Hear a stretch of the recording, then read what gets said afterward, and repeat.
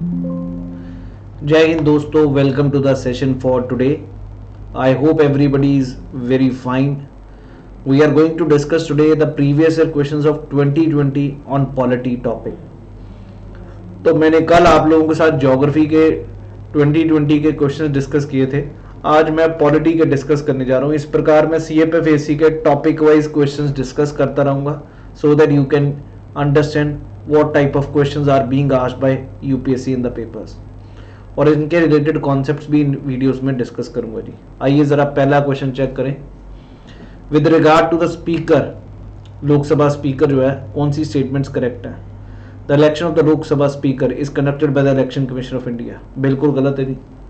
ये खुद ही वहां पे अंदर ही लोकसभा में election in the sense they elect. The speaker on assuming his office is not required to make subscribe any oath. The speaker does not exercise a casting vote in case of equality of votes. ये गलत है जी.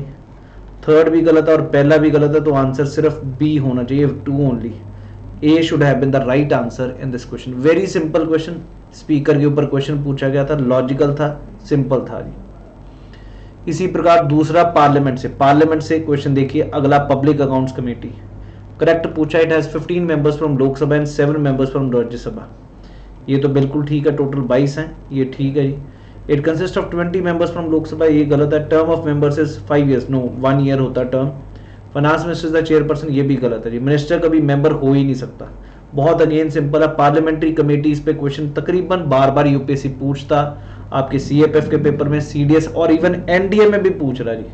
Public accounts committee में basically 22 member होते हैं और 22 में से 15 लोकसभा के मेंबर हो गए, 7 राज्यसभा के. इस प्रकार होता है. क्लियर है जी.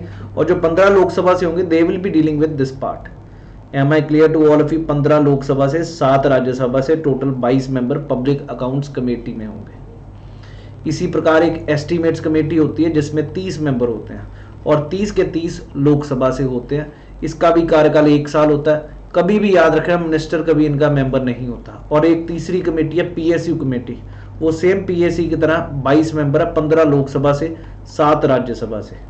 और जो 15 लोकसभा से हैं वो समझ आ गया जी, 7 राज्यसभा से. इस प्रकार तो सिंपल क्वेश्चन था. A option was the right answer in this question. Next question देखिए. Member giving notice of a resolution for removal of speaker Lok Sabha should be addressed to the. भाई सीधी बात है, रिमूवल का अगर प्रोसीजर है तो किसको देना पड़ेगा ये resolution? Deputy speaker Lok Sabha, secretary general Lok Sabha और प्राइम मिनिस्टर और द प्रेसिडेंट. आंसर यहां पर काफी टेढ़ा जी. For resolution for removal of the Lok Sabha का अगर करना है तो किसको रेजोल्यूशन के लिए चिट्ठी देनी पड़ेगी? मेरे हिसाब से सेक्रेटरी जनरल होना चाहिए. एक बारी प्लीज क्रॉस चेक करके मेरे को बताइएगा क्या आंसर होना चाहिए आपके हिसाब से. Next question. Regarding the promulgation of ordinance, president can promulgate ordinance which are of temporary duration. बिल्कुल जी. ऑर्डिनेंस का मतलब ही होता है अध्यादेश जारी करना. आर्टिकल 123 में दे रखा, राष्ट्रपति कभी भी किसी टाइम पे भी अगर उसको लगता है, और वो भी इसकी डिस्क्रिशनरी पावर नहीं, अगर काउंसिल ऑफ मिनिस्टर कहें कि भाई ये बुलाना पड़ेगा और एक लॉ पास करना पड़ेगा because it is required, it is urgent, then it can be called.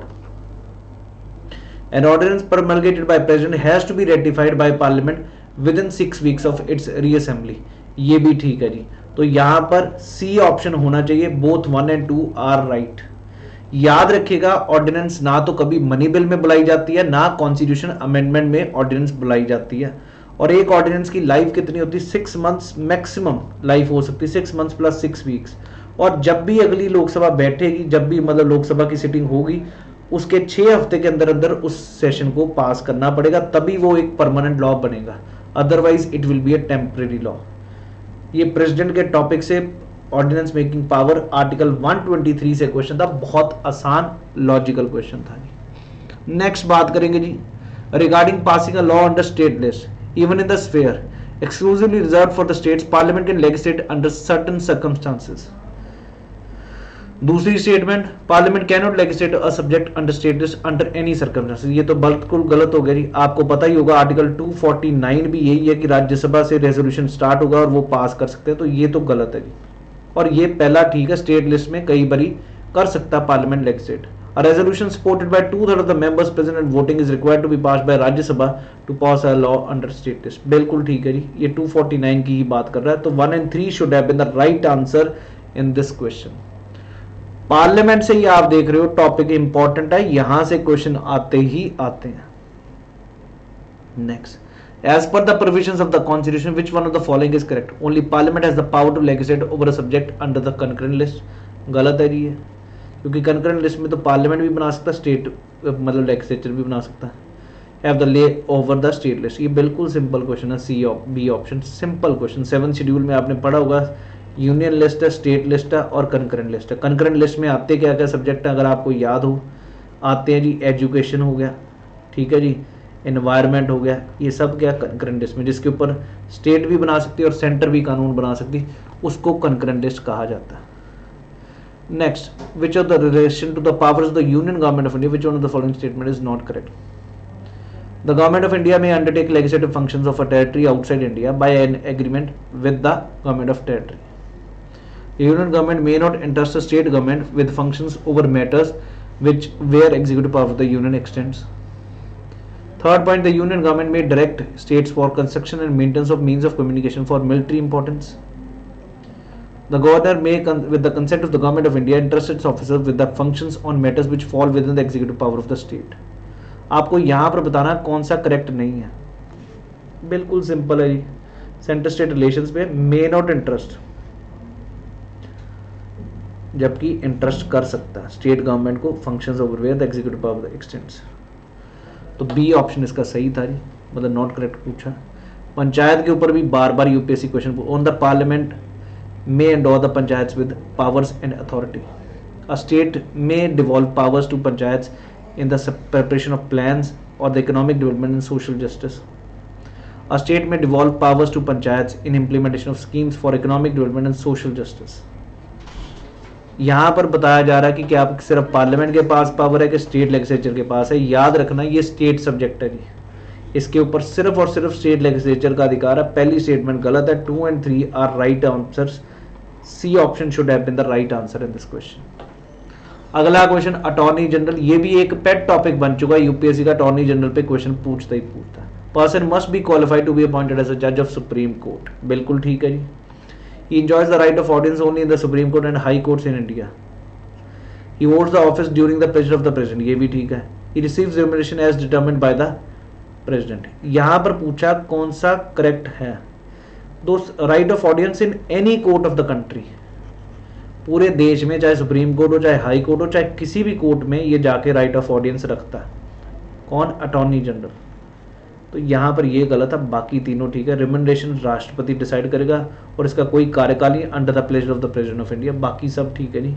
Article 76 में अगर आपको याद हो, अटॉर्नी जनरल है highest legal officer of the country, जिसको अपॉइंट राष्ट्रपति करता है. इसकी एलिजिबिलिटी क्या होनी चाहिए? राष्ट्र जो सुप्रीम कोर्ट के जज की एलिजिबिलिटी वही.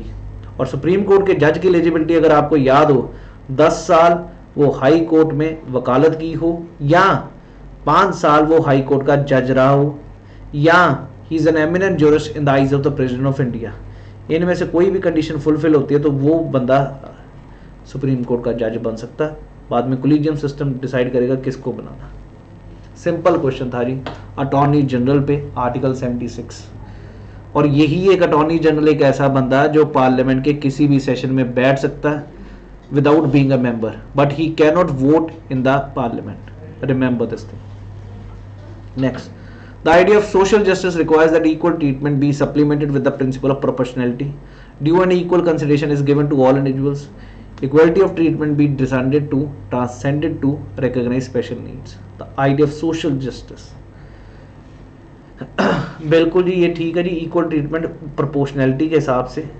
Due and equal consideration is given to all individuals and equality of treatment be transcended to recognise special needs. So all of these are right. A should have been the right answer. Which of the following is not a correct feature of money bill? It can be introduced only in Lok Sabha. बिल्कुल ठीक है जी. A deputy speaker can also certify money bill in case of a speaker is falling vacant. उसके बाद speaker's authority is final as whether a money bill is or not. It cannot be referred to a joint committee of the two houses. बिल्कुल ठीक है जी.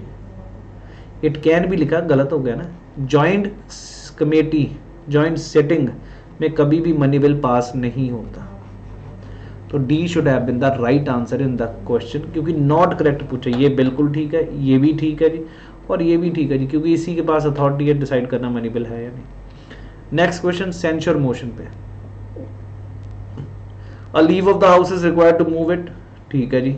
Government is free to fix the time and date for discussion, क्यों भाई, government कौन होती है discuss करने की और डिसाइड करने वाली, स्पीकर डिसाइड करेगा, और टाइम और ये सारी चीज़ें अगेंस्ट बिल्कुल पूरे काउंसिल ऑफ मिनिस्टर्स के अगेंस्ट हो सकता है, और speaker decides whether the motion is in order और नॉट, बिल्कुल ठीक है जी। और इसमें याद रखना सेंसर मोशन अगर पास भी होती है सरकार नहीं करती, they don't need to resign. The governor of a state may exercise discretionary powers when he is not convinced by the advice of the council of ministers. The Constitution requires him to act in his discretion in certain matters. He is appointed as the administrator of an adjoining duty of a state में exercise discretionary power कब कब लगता है, तीनों ठीक है जी। अगर उसको काउंसिल ऑफ मिनिस्टर की एडवाइस ठीक नहीं लग रही और कॉन्स्टिट्यूशन की उसकी रिक्वायरमेंट है कॉन्स्टिट्यूशन की कि उसको करना पड़ेगा डिस्क्रिशन में, और ये एज एडमिनिस्ट्रेटर अगर किया गया तो तब भी डिस्क्रिशनरी पावर, तीनों ठीक है जी।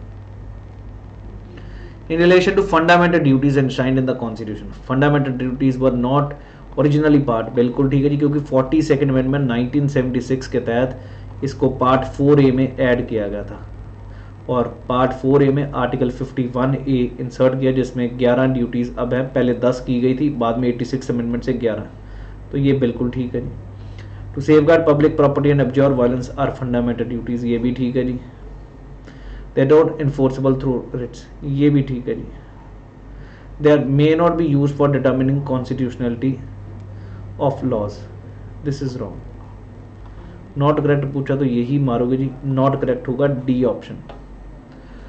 तो ये थे जी 14 क्वेश्चन आए थे CFF 2020 में। आशा है कि सभी को समझ आ गया किस प्रकार के क्वेश्चंस आते हैं पॉलिटी से। तो things are very easy, we can easily score in the paper. इस प्रकार मैं CFF के PYQs आप लोगों के साथ डिस्कस करता रहूंगा, so that you can understand what type of questions are being asked by UPSC in the papers.